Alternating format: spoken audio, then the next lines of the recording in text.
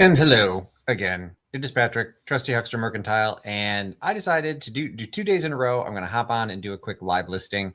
I felt bad the way I've done the last couple. I couldn't actually finish it because I didn't have photographs and I didn't even have a tape measure yesterday. So, this is a new thing for me. I'm motivated to try and get more items listed on my eBay, and it is having a result. The algorithm is recognizing that I'm a more active seller. So I'm actually seeing more activity in all of my listings. And so this one, I decided to go ahead and make a couple quick photographs, or not quick photographs. I made some photographs for something that I do want to put online. And I'm going to do a listing for this cloisonne stamp box.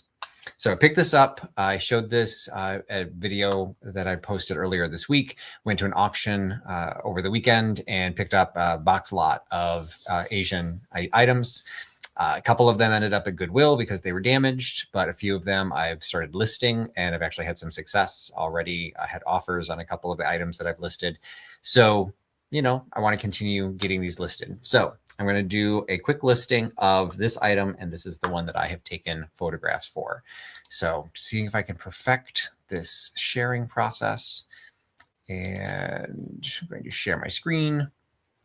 All right, so I do have the photographs posted, and I did do a little bit of a sneak peek. Usually I'll start from scratch, but the videos were getting long, so I don't want to do that. So I do know that there are some examples of this online. You can even see I've got some history in my searches. I do know that this is a stamp box. Now, if you didn't know that, you'd have to do a little bit of Google searching. And there is some age to it. I don't think it's super, super old, but I would say it's going into at least, 1900, like 1980s, maybe. It's when stamps were smaller because there are little slots, and it's a stamp box because it does have little sections here, but they're smooth. So it's easy to slide them out. And then this one also has a bigger one that I'm not sure what that one's for, but I just knew it was a stamp box. So I did a search for cloisonne stamp box, and you see things that are similar to this. Now, just like I will always do when I'm doing anything that I'm going to be listing online, I do want to look to see what's here. But what I primarily want to look at is what has sold, because I couldn't care less what things are listed for initially. I want to see what things are actually selling for. So going into the sold comp, there are 24 cloisonne stamp box that have been sold. You've got this one that also looks a little bit longer. So that's, that was sold for 27. This one sold for 75. Now that one looks much taller than mine. So I don't think that's the same type. This is clearly not what I have. Also clearly not what I have. Here's another longer one that sold for about 20. This one sold for 30. It doesn't look as long as what I've got. These are a lot smaller. This one, it also looks a little bit longer. This one looks a little bit longer. None of them have the exact design, but I don't think that really matters so much. It looks like these are fairly consistently selling in the $25 to $35 range. This one also looks similar to what I have, is $45. So I'm going to take a look at this one, because what this one has, as you look at the pictures, I'm going to see the original listing. What this one has are these little swirlies. Pardon me, well, I'm super technical in my cloisonne terms. So the cloisons, the little brass edges that they do. I think I'm up as a side display. You can see in my picture that I also have those same cloisons in the background. So it's one of those cases where I think they're similar, even though the designs are different. The concept is about the same. Now they've actually posted a video. I don't want to watch that because it's slow. Let's see if we can find an open picture of it. Here we go. It's an open picture. Now mine has 3 small sections and 1 long section. They have 2 in 1. Theirs is also enameled in the middle. Now theirs just has the swirl cloisons on the front. Mine actually still has floral on the front. So the fact that this one sold for 45 is encouraging. Now none of these show the bottom, which I find is interesting, because mine is enameled on the bottom, and then also has the stamped, and you can see it's kind of an older stamp, the word China. So again, it's definitely 20th century, but I think it's late 20th century. I think this is a fairly good jumping off point for me. And the fact that it got a higher price point usually means that they've got a couple extra options, so they're collectibles and art, Asian antiques, China boxes. Now they're saying theirs is a little bit older. I couldn't swear that mine's that old, but who knows? So I think that this one is a good jumping off point. And so when you find a sold comp, you have the option right underneath it to say sell one like this. So that's what I'm going to do. And then what that does is pops me into a whole new screen using the information from that other listing to then kind of pre-populate my own list. So they've got antique, Chinese, cloisonné, enamel, white lidded. All right, well, I can't do that because mine's blue. Blue. They've got lidded stamp box. I'm not sure lidded is necessarily because I don't think that's really a search term anyone is going to be looking for.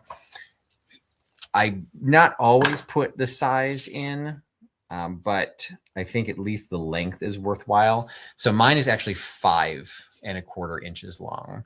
So I'm going to go ahead and update that. So 5. I don't think I need to put the, I don't think I need to put the rest of the dimensions on there, though that'll be in the actual description. The title just needs to be something that if someone is searching for search terms and a quick glance, so they might be looking for stamp box, but I'm going to show that it's 5 inches. So that if they're trying to compare it to something else. Now, even though this got a high a high selling price, I still don't like the way this is worded. So first, this is not antique. So I like to be honest. So to me, antique is over 100 years old. This is definitely not over 100 years old. So we're going to switch this to vintage. I don't think it's necessary to say Chinese cloisonné because I think if somebody's going to be looking, they're going to say cloisonné, but I'll still put Chinese in the, or I'm going to put China actually in the search term because there is Japanese cloisonné. There are other versions of it. So I'm going to say vintage cloisonné, enamel, unnecessary because cloisonné is enamel, but I still think that that's something people can search for. I'm also going to, even though I just edited it, I'm going to say it's a stamp box because I do think that is a searchable term. But I'm going to put the color in at the end, blue, white, because those are the colors that I'm using. And then I'm also going to start floral. I don't normally do all caps. That was the way theirs was styled. So I'm kind of, I didn't edit it. Usually what I'll do is I'll put the words that I think are less important in lowercase, but put the words that are important, I will capitalize those. So when you're looking at the summary, you'll see cloisonné, stamp box, blue, white. A lot of people are buying based on decor. So I'm only at 64. I'm only at 64 characters, so I could put more in here. So I'll add hinged because that is there. And then I want to say like 4 compartments, but that's not going to fit. And I'm not sure there's benefit to that. So I'm just going to stop there. For my physical items so far, I've not started separating them with SKUs, so I don't need to put anything there. I liked the fact that they had it in boxes. Technically, it's not an antique, but I think if people are collecting that, they might be interested in this. And I don't know its age. It is stamped, so it's definitely not 19th century, but I think, I want it to be something that they will find. Country of origin, mine is stamped, so I will say China. Age, I'm just going to clear because I don't want to be misleading. So I'm going to take out that, which may hurt maybe that's why that one got such a high selling price. I'm not going to try and ask for as much because that's much higher than what the other items were selling for. But they do have all of these other sections already filled in. So I don't have to do that. Variations, I don't need to worry about that. Condition, it's not asking me to give a condition. So I think I could just leave that blank, but I am going to say very good. No dents, but I'm also going to put that in the description. So then here's where the description comes in. So the description, again, is kind of somewhat tied to like SEO, search engine optimization. Sometimes what I've done really, I remember very early on, I had listed some postcards, and it was one of the first times I listed something that sold almost instantaneously. I mean, it sold under an hour. And I actually reached out to the buyer and I just said, hey, like, so glad, you're picking that up, give it a good home. Just curious, because I sold it so quickly, what was it that made you purchase it? And he said, oh, well, I collect, it was a architectural postcard. And he said, I collect anything related to that architect.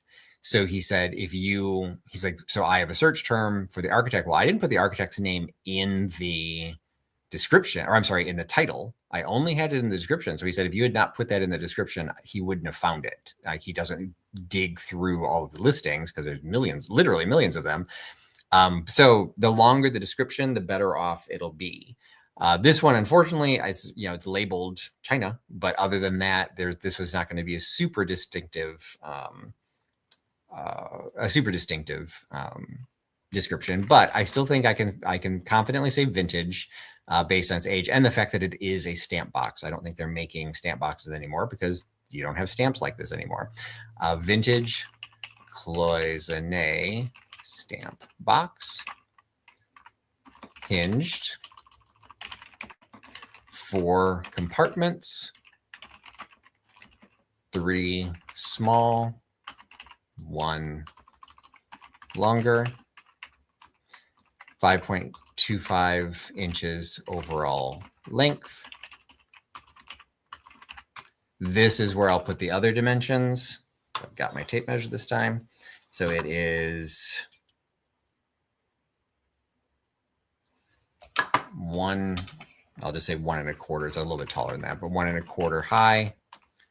And depth is 1 1/2.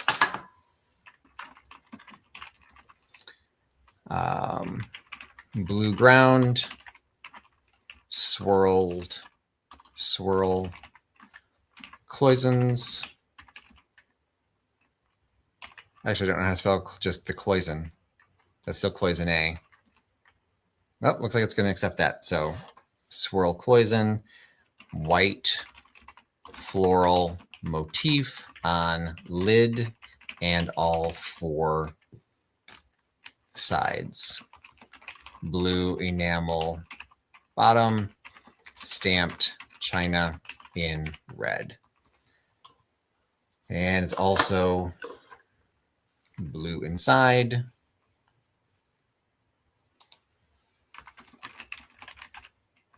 Interior, sloped bottom to each compartment. So again, some of this, not really search terms, but it's going to give more information. So this isn't just like a pill box. It's not something that's just got 4, like the more modern ones would just be really cheaply made. So the fact that these are sloped, again, I think it has some age to it. It actually has some, nicer aspects to it. So I think I can put it on the higher end of the list. Unfortunately, I don't know what else to be able to say about it. So the one I'm using had a listing price of $45. All the others were typically $25 to $35. So I'm going to list mine at $39.95 and see what happens. Just like I've done in some of the others. I will always allow offers. So that's something, if you see a listing on eBay, you'll sometimes it'll say like $39.95 or best offer. This is where that's filled in by the seller. So if I say that I have and you can allow offers, and then the separate piece of that is have a minimum offer. So like perfect example, right before I was coming online, I got a comment through my eBay store. I have an item listed for $185. I put as a minimum offer $125. And what had happened was the person made me an offer of $50 and it immediately rejected it. So what he or she received was the offer and then an immediate rejection. And then I think they offered something else and it still get the rejection. So then they private messaged to me saying, would you take $100?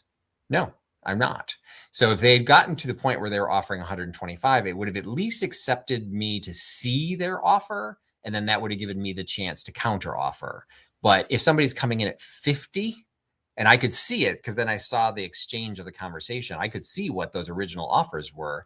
Somebody starting at 50 for something I'm listing for 185, unless I have no reason to be asking 185, which in that particular case was not the case. I knew it was worth 185. It could be worth even more. There was no way I was going to be accepting it. So I like to do that in this particular case because I think it's worth at least what those other examples were. I'm going to say the minimum offer is 25. So that way, if you know what, I'm actually going to go one below that. I'm going to say 24. So if somebody offers me 25, it'll still come through. I'm not going to set an auto accept amount on this one because I want to see what kind of feedback this one gets. If I get a lot of viewers and a lot of watchers, that'll give me an idea of whether I've got this priced well. If I end up not seeing viewers or watchers, then I'm going to think maybe I'm overpricing it, and I'll have to come back in and lower the price. But for now, since it's brand new, I'm going to keep that minimum offer at 24. Shipping. Okay, this is never going to cost £1. So I'm going to switch this with the box. I mean, it's a decent sized box, but even with the packaging, I can't imagine it's going to be more than 12. And the box itself is, I think I've got an 8x6x4 box. So I think that's the best. I might be able to put it slightly smaller than that, but for now I will put that as the size. And that should update. Ground Advantage is how I would ship it. So it's going to end up being $8.85. So that's all of that. Country of origin, I put in as China. All right, so the one thing that's missing is I need to put all the pictures. Now, this is something that from the other videos, if you see my other ones, you don't see because I didn't have the pictures already taken. So now I will go ahead and grab all of the photos that I uploaded today. And I'm probably going to have to sort them because I don't even know what, I don't want that to be my cover image. So my cover image needs to be the one that gives the overall of the box. The one with the measurement is typically one of the last ones that I will give because I also put the measurement in there. The one at the bottom will be the penultimate one. So I think how I took it was this one, and this is a close-up of the bottom, so I'll put that before that one. I did the outer view, and then I think this one was the left, this one was the middle, this one was the right. So you got 3 close-ups of the box itself. I always like to put a picture of my hand in it, which seems a little silly, but the number of times that I've been confused by the size of something, yes, it's in the description, and yes, but depending on what world you're in, sometimes I'm reading descriptions and they're in centimeters. It's just a very quick glance to say, oh, okay, this is not a document box. This is something small. Or, wow, this is a pitcher, not a creamer. So you know exactly what size you're dealing with. So we've got that. Then I think we got another exterior one. Normally I do these on my phone, and then when I upload them, they're all in order. But because of the way I did this one, they did not stay in order. So those are the 2 edges. Then we've got the interiors. Okay, I got the overview of the interior first, and then I want to show the close-ups of the interiors and the bottom. Okay, those are all the pictures. So I'm happy with the description, happy with all of that. And then I scroll all the way back down to the bottom, make sure I didn't forget anything because it will tell me if I did. I'm not going to worry about any of the product documents or any of that kind of stuff. I'm not going to promote it. I've mentioned this before. I will usually promote my listings, but I wait a week or 2 before that just to see how they do naturally. Because in some cases, particularly things that are really well labeled and have good search engines, some people will just buy it because, oh, I collect that. And so I put it in there. I find it, why would I pay extra for the advertisement? But for something that's out there for a long time, and this one is a possibility, I will have to eventually promote it because there's a lot of cloisonne listed. But for now, I'm not going to promote it. And so then you get to the option, list it, save for later, or preview. Because we're together, I will go ahead and preview this one. So this is what it will look like online. So you see, this is why I mixed the title, the capitals with the lowercase, so you can see some of the words that are more important. $39.95 or best order. Condition, very good, no dents. Close that and list it. If I did anything wrong, it'll tell me, but it doesn't. It says my listing is now live. I am done. So I can stop sharing, and it is now live on my page.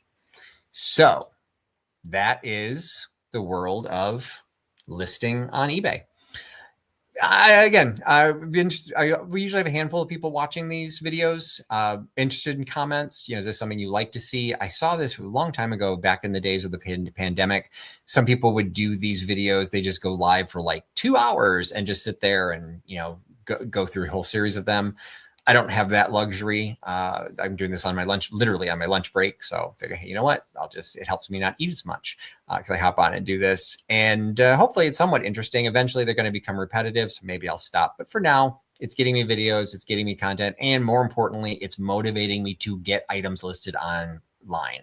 My goal has been since the beginning of the year to, not really a resolution, but since the beginning of the year, was to get at least one item listed every day on eBay. And so far, I've been successful in being able to do that. And in many days, I've had more than one item that I've listed. And again, it's just like anything else in social media. You feed the algorithm, eBay recognizes that you're an active seller. It will then process more of even the things that I was promoting to, I was paying to promote, sometimes still weren't getting a lot of promotion. So even though I'm listing all these new items, a couple of the items I've shipped out this week have been listed for quite some time. So it's kind of nice to see that activity help move even older inventory. And then, of course, I listed a World War II Stars and Stripes vintage newspaper. The next day I sold it.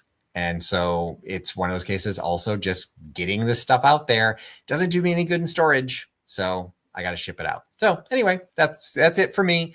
Appreciate if you joined this video live or if you watch it later. Give me any of your comments. Hi, Pamela Sue. Thanks for watching. And I'll be traveling over the next 2 weeks, and hopefully I'll be doing some videos of sourcing. We'll see what I'm able to do while I'm on the road. But again, my goal is to increase the activity in my channel, not to be all about selling. I want it to still be educational in some ways, but there's multiple ways to educate. So everyone enjoy the rest of your Friday and have a great weekend. Thanks for putting your trust in Trusty Huckster, and I'll talk to you again soon. Bye-bye.